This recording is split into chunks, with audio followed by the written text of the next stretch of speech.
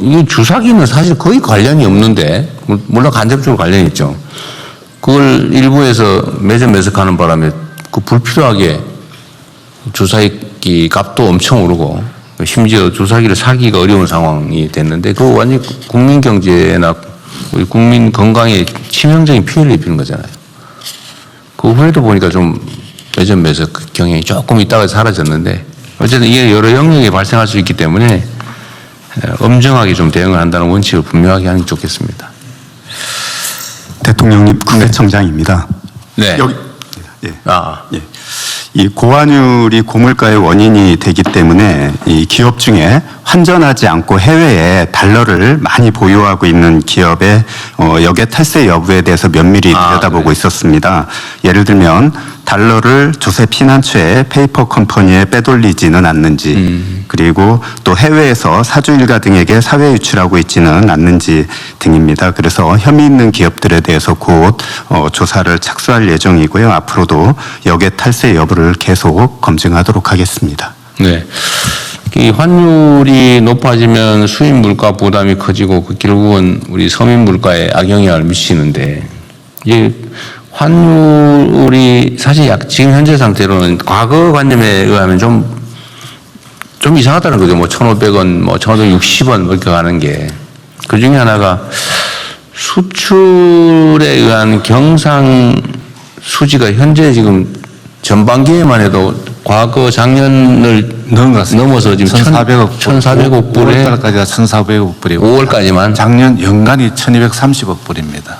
그러니까 이게 엄청난 경산 수지 흑자가 발생하고 있는데 환율이 오르는 건 사실은 과거 개념에 의하면 이해가 안 되죠. 네, 도저히 이해가 안 되는 현상. 그러니까 그 국세청이 그런 데 관심 갖는 건 매우 잘하신 것 같고요.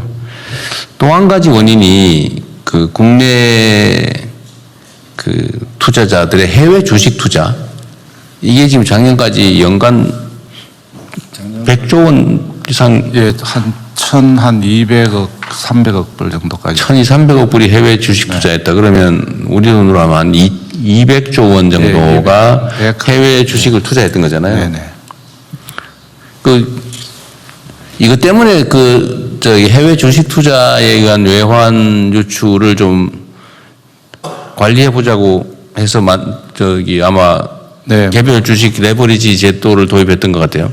예, 작년에 사실은 일반 레버리지 상품이 홍콩이라든지 해외에서는 이미 있잖아요. 그러니까 뭐 삼성전자든 하이닉스든 그 말고도 여러 종목들이 있는 거 같은데. 300까지도 또 어떤 나라는 심지어 있었어요. 그러니까 이 레버리지가 2배, 3배까지 되는 해외 레버리지 상품이 있으니까 국내 투자들이 해외에다가 이게 투자를 하니까 그걸 국내에서 소화를 하자고 아마 삼성 그리고 하이닉스에 대해서 2배의 그 레버리지 상품을 개발했던가 봐요. 그런데 이게 어쨌든 주가의 급등에 따른 일종의 조정, 일부 급락, 이 조정을 좀 심화시켰다는 비난이 있어요. 근데 이거 지금 예를 들면 의견이 다르던데, 이게 주식시장의 불안정을 심화시켰다. 또 한쪽은 애초에 기대한 대로 해외에 2배, 3배 되는 레버리지 투자를 완화해서 국내로 예를 들면 국내 투자를 늘리는, 즉 외환 유출을 줄이는 효과가 있었다. 이 양론이 있는 것 같아요. 이 상황 좀 어떻습니까? 그때 혹시 뭐 보완 대책이 있는지 한번 얘기를 어디 담당 부서가 할까요? 이걸 금융위 소관인가요? 네, 그렇습니다. 한번 상황이 어떻게 됐는지 간단하게 말씀 한번 해봐 주시죠.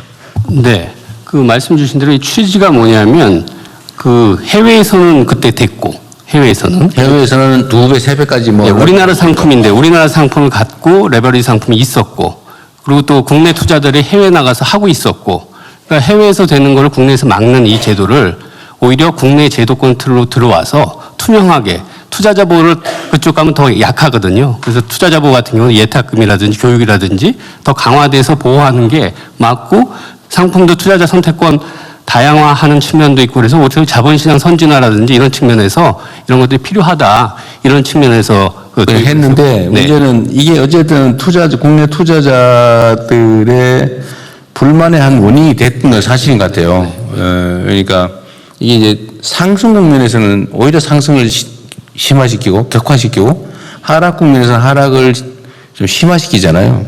어쨌든 이 레버리지라고 하는 게 지렛대니까. 근데 이게 이제 아까 얘기한 대로 이 불안정을 강화하는 건 분명한데 이게 외환 시장하고 연동이 돼 있었던 것 같다 이 말이 아까 내가 얘기한 대로. 근데 그 효과는 어땠는지 어쨌든 시장에서 이거 문제다라는 지적이 있잖아요. 네. 그럼 그에 대한 보완책은 뭔지 네. 아니면 몰래 뭘 잘못한 건지 한번 그 얘기 간단하게 한번 들어보고 싶어요. 일단 효과는 어때요? 애초에 기대했던 대로 외환 시장 안정에는 도움이 됐습니까? 실제로 그 홍콩에 그게 한 20조 정도 있는 건데요. 그러니까 국내뿐만 아니라 해외 투자자들로 해서 한 20조 정도 되는데 그게 한 최근에 17조 정도로 줄긴 했는데 그럼 이제 거기에 국내분이 얼마 있었냐 보면은 국내 투자분도 줄긴 줄었습니다. 그리고 또 실제로 보면 야 그거 얼마 줄지 않았냐 그러지만 만약 이게 없었다면 거기로 더 가지 않았겠느냐 뭐 이런 얘기도 좀 있을 수가 있고요. 환율 안정에는 도움이 됐다. 고 본다. 그러니까 이제 그 나갔던 부분을 그러니까. 예, 들어오는 부분이 있었고요. 그다음에 이제 국내 주식시장의 불안정이라고 하는 불안정 심화라고 하는 마이너스 효과도 있잖아요. 네, 이제 그런 부분들은 기본적으로 지금 글로벌 반도체 종목 자체가 워낙 출렁이 많습니다. 우리뿐만 아니라 뭐 일본의 키옥시아 그다음에 미국의 샌디스크 뭐 이런 것들은 더 출렁입니다. 우리보다 더 심했다고. 네, 반도체 종목 자체가 지금 기대랑 우려가 막 서로 혼재되면서 그때 막 출렁이고요. 근데 이제 우리나라 같은 경우는 삼성전자랑 하이닉스가 예전에는 한 22%였거든요, 시총에. 근데 작년 말에 한 30%, 그다음에 금년 최근에는 53%. 그러니까 출렁이는 거에 맞는 면적이 훨씬 더 커졌습니다. 여하튼 이게 레버리지 도입은 해외에는 원래 3배까지 있었고 거기에 어쨌든 국내 투자자들이 해외에다 투자하는 게 외환 유출의 원인이 되니까 원래는 외환 안정을 위해서 국내 투자를 권장하기 위해서 만들었던 거다. 해외에도 있는 걸 국내에서 오히려 완화해서 만들었다. 투자자 보호 측면도 있고요. 해외는 예탁금 제도도 근데 그래. 교육 제도도 없고요. 그냥 하는 거고요. 저희들은 와서 그런 걸 하고 그다음에 이런 건 ETF라는 그 용어도 못 쓰게 했습니다. 이 상품에 ETF라는 건 이제 장기 분산이라는 의미가 있는데 이건 단기 고위험 상품이기 때문에 해지를 하거나 여러 가지 다양한 방법 중에 하나로 쓰여 있는 거고 단기 고위험 상품이기 때문에 ETF라는 용어도 못 쓰게 하고 저희들이 한 투자자 보호를 할 수 있는 방식 내에서는 다 했고요.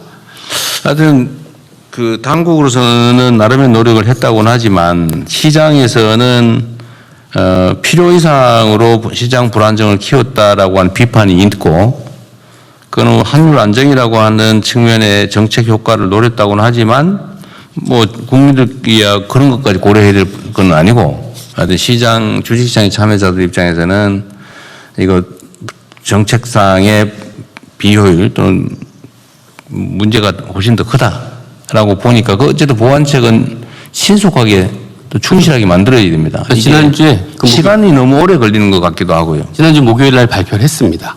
근데 그거 가지고도 뭐 이거 가지고 되겠냐 이러는 지적이던데. 그러니까 지금 이 투자자 예탁금 같은 경우 네. 기본적으로 현금으로만 3천만 원을 갖고 있어야 투자를 합니다. 근데 그 시행 자체가 뭐 즉시하거나 뭐 조기에 하는 게 아니라 한참 있어야 된다면서요. 근데 지금 저 전산 문제가 있어서 가장 빨리 땡겨서 8월 5일 날부터 그 부분은 하겠고요. 그러니까 어쨌든 그런 것도 미리 예상했어야 된다고 하는 게 이제 시장 참여자들의 요구인데 물론 정책 당국 입장에서야 그 완벽하게 하는 게 어렵긴 했지만 어쨌든 신속하게 또 필요한 대응 조치는 좀 과감하게 하도록 하십시오. 네, 시장 영향 계속 살펴보면서요. 필요한 경우에는 추가 대책도 거기 하필이면 급상승 국면에서 조정되는 요 꼭대기에서 도입되는 바람에 마치 이것 때문에 문제가 심각한 것처럼 착시를 일으킨 측면도 있어 보여요. 네, 5월 27일 날 도입이 됐는데요. 실제로 고점은 6월 22일 날 다 반도체들이 고점이 나온 거거든요. 그 6월 22일부터 지금 많이 빠지기 시작했습니다. 대통령님 아까 말씀하신 외화 자금 유출입과 관련된 거는 이제 부총리님 말씀하신 게 네. 작년 전체로 우리나라가 해외 증권 투자한 게 1,400억 불이 나갔습니다. 작년에.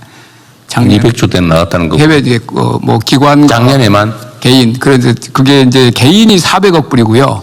기관이 1,000억 불 정도에서 작년에 1,400억 불이 해외에 나가서 그래서 작년 이제 4.4분기 그럴 때 이제 환율에 엄청난 부담이 됐는데 올해는 기관들은 뭐 그 추세로 가는데 개인들이 전체 400억 불 한 게 올해 6월까지 28억 불에 그쳤습니다. 그러면 400억 작년에 연간 400억. 연간 400억 불이니까 뭐 단순 반기하면 한 200억 불이 돼야 되는데 올해 상반기에는 올해 순유입도 많고 28억 불로 대폭 줄었습니다. 물론 이제 우리가 RIA 이런 조치도 했지만 그래서 개인들은 현격하게 해외로 자금 유출하는 게 순유출이 줄었습니다. 이런 효과들도 일부 작용했다고 봅니다. 하여튼 그거는 정부의 정책 효과고 주식시장 참여자들은 이것 때문에 변동성이 커지고 낙폭이 커졌다라고 생각해서 이제 피해를 입었다고 생각하는 거니까 보완 대책을 어쨌든 만드는 것도 우리 몫이죠. 하여튼 정책이라고 하는 게 여러 면이 있어 언제나 어렵습니다. 이쪽을 방어하면 이쪽에 문제가 생기고 진짜 어렵죠. 우리 부처 장관님들 일하기 어렵죠. 이거 하면 저거 문제고 저거 하면 이거 문제고. 자, 어쨌든 참 어려운 상황인데 또 어떤 슬기롭게 잘 대처해 갑시다. 네, 다음 할까요? 그럼 추가 의견 없으시면 원안대로 접수하겠습니다. 다음은 GMO 완전 표시제 시행 추진 계획에 대해서 식품의약품안전처장, 농림축산식품부 장관께서 순서대로 보고해 주시기 바랍니다. 간략하게 합시다. 이건 뭐 대부분 아는 내용인데 네. 요약해